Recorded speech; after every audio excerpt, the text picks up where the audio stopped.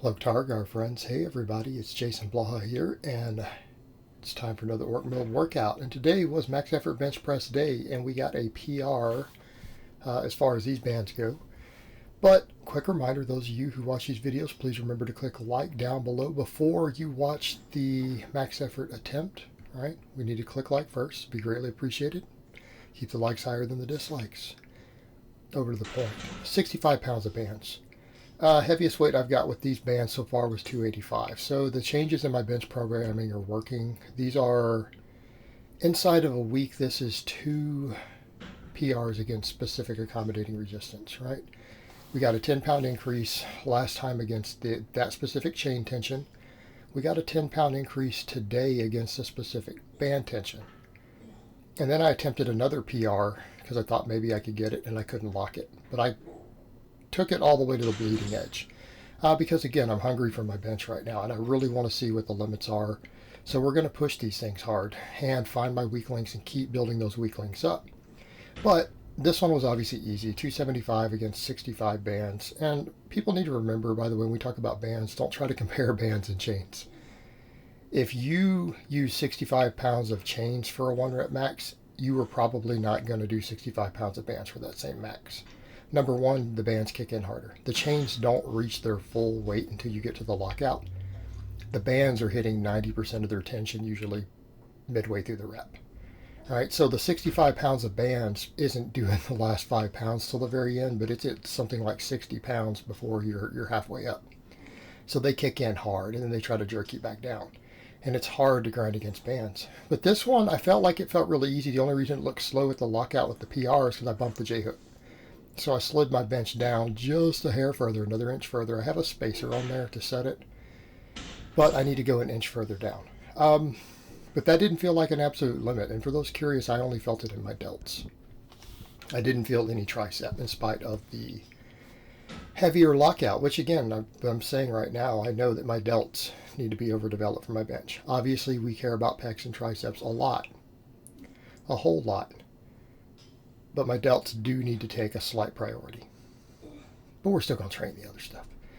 This one, I couldn't lock it. But I made a good go at grinding it.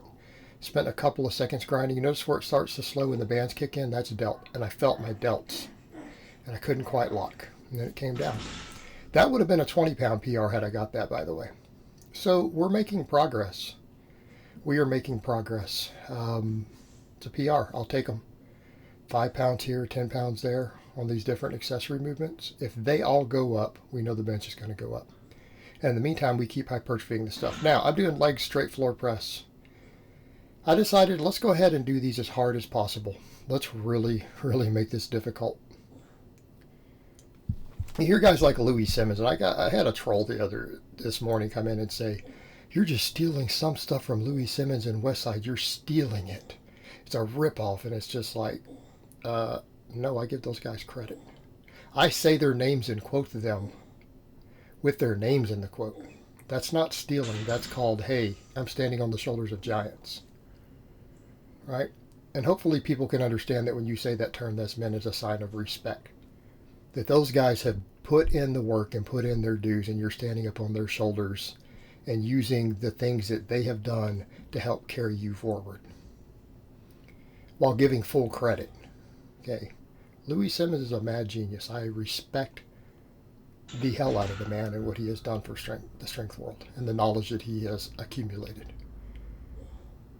To the point to where I use it and say, hey, this guy's smart. You guys should pay attention. I do. So, over to the point. He always says, especially with assistance movements, or as he calls them, special exercises. He says it funny, though. He calls them spatial exercises, but writes it as special. Try to get as strong as you can with the lightest weight possible. Now, that doesn't mean you do 50 rep sets. The lightest weight possible means that's challenging for the rep ranges you're doing. In this case, this Axial Bar with the leg straight on a floor press, this was tough for sets of 10. Now, I will note, I feel the floor press a lot anyways. But I noticed when I went to the straight leg today, I felt my pecs. I felt my pecs tremendously, easily as much as a weighted dip. Now, people wonder, why did it get dimmer? The lights were blinding me on the floor press. I had to dim them in this room for just the floor press because it got so bright that when I was looking up, I couldn't see for 3 minutes. Like I was literally blinded with a giant white spot in front of one of my eyes. It was just the way the angle was today for the floor press. Light was right in my eye, so I dimmed it for the last few sets of this, and I crank it back up. So this are freaking out. There's a valid reason. I'm not trying to make myself look more ripped or something with half natty lighting because we know I'm not ripped. I'm the pale orc here, guys. It was literally done because it was blinding me, and I had to crank it back up after that because I have to be able to see, and I don't want to close my eyes completely. I had to squint after that set, and it still blinded me, so I cranked it down. But I felt these tremendously in my chest. I did the same weight as last time. I want to micro load these up, but these are tough. These are tough, even with this weight, doing all the sets of 10. And I felt a tremendous amount of work in my pecs. My pecs got worked super hard. Obviously my forearms too because of the Axial Bar. And I mean, obviously there's going to be delt and tricep involved too, but we hit those with specific exercises also, right? But yeah, I'm liking this. Doing it stiff leg, especially with this Axial Bar, it's tough. Even with a little sissy weight like that. 5x10. Oh yeah. But that's where we get the gains. This is all I need for my chest. I feel like at this point, because I do this every other day. I think people forget that. They'll watch this and be like, oh, your workouts, that's a lot. But I could do that once a week. I train 7 days a week. And it's upper body, lower body, back and forth with rows and stuff every day. Grip work every day. Okay. So I do this 3.5 times a week. So it's not just 5 sets of 10. This is done every 48 hours. So it's 15 sets one week, 20 sets the next. I feel like this is enough for my pecs, especially after the max work. I've noticed a difference. I mean, I felt it last time, but with the stiff leg, it just feels a little different in the chest. And it's going to be because it's stricter. It's more difficult, especially as you get towards the limit set, because sometimes you can use a hair of leg drive if you got your feet up to get the last rep. And you can't. You have to use the pecs to get it started off the bottom when it starts to get really hard. You're getting close to failure. And I noticed a difference. And I don't normally do these straight leg. I never do them straight leg. But in keeping with the concept of, since we have to do our hypertrophy work in the perspective of fatigue versus stimulus, if we make the exercise a little bit harder, we can do more volume, get more growth, recover from it. It's all about stimulus to fatigue ratios, guys. Doing these harder versions. Axial Bar, the same thing here today. These were so tough on my forearms. Every one of these sets I had to re-grip at some point. Some of it's to find my spot. And again, I'm going to point out, people have said you could tape those up, and that's a great idea. I like the awkwardness right now with the Axial Bar. I like having to readjust my grip and my groove on all these lifts. Throws me off balance. It forces me to use a slightly different grip width on every set because one of the hands has to be adjusted or something to get centered. All these lifts I'm having to change and vary the grip through all the training. If we think about that in terms of really high volume and avoiding overuse and hitting muscles from slightly different minor angles, it makes sense. I like it, and I like the awkwardness of it. That's the thing. This Axial Bar in general is just awkward. But the beauty of it is, even though it's harder, I still feel all the main muscles working. Yeah, I feel all this forearm work. I feel the grip work, and it's different. It's a totally different feeling in the forearm on the pressing versus the pulling, obviously. Different side of the forearm involved more. But it's hard, and it seems to build all that stability. And my forearms are going to get jacked from all this stuff. And I think it's going to happen real fast. We saw a difference already inside of a week with just my deadlift grip strength again, right? Extrapolate this over a couple of months, 2 months, 3 months, 4 months. This is some serious forearm training. But everything's still being worked. I mean, I just said on the floor press, I felt my pecs light up more than they normally do just because of, again, adjusting everything. These rows, I feel my lats. I feel my lats. I feel my traps. I feel all of it working, even with the lighter weight. But what I also feel is my forearm.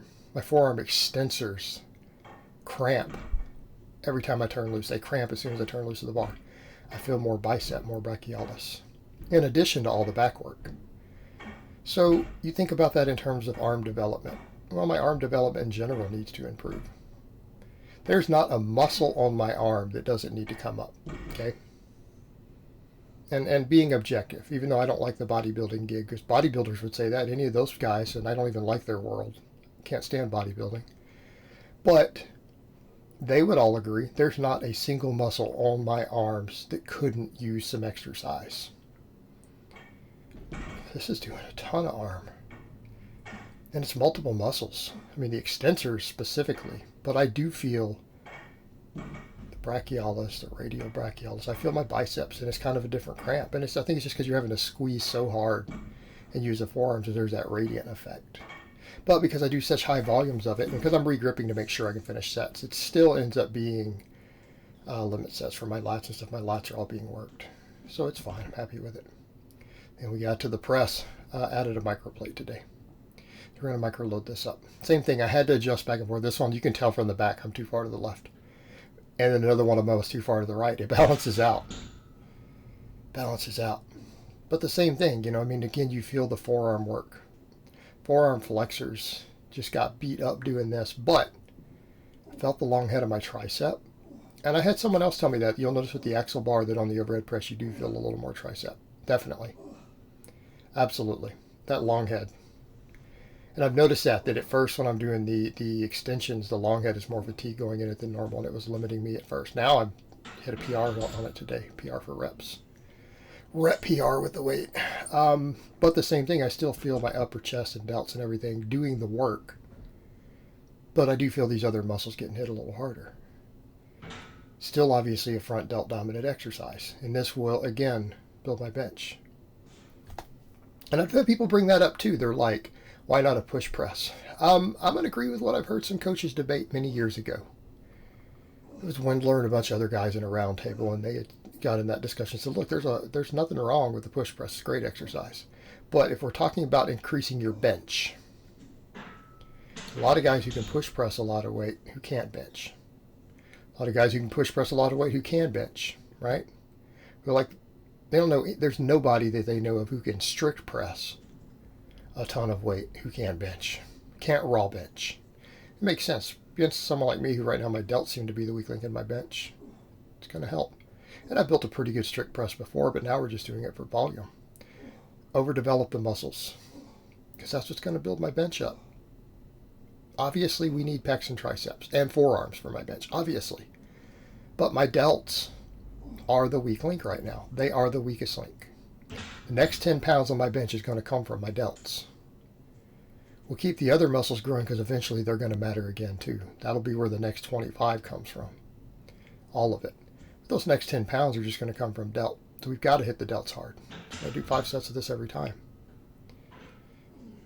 Between this and the floor press, and they're tough, they're hard, especially this axial bar. This is hard. But I like it. And I like having to vary the grip. See right there, I adjusted the hand. Because it's not even. It was all centered. It was catawampus, so to speak. Loving it. I mean, that's worky, guys, especially when I go do chain stuff. When I do chain lifts and then do axial bar stuff, to me, that's work mode, right? Because that big old awkward axial bar that builds your forearms, right? It works that big forearms. Doing strict presses with the axial bar. Had someone else tell me, you should clean it up. I'm not ready for that.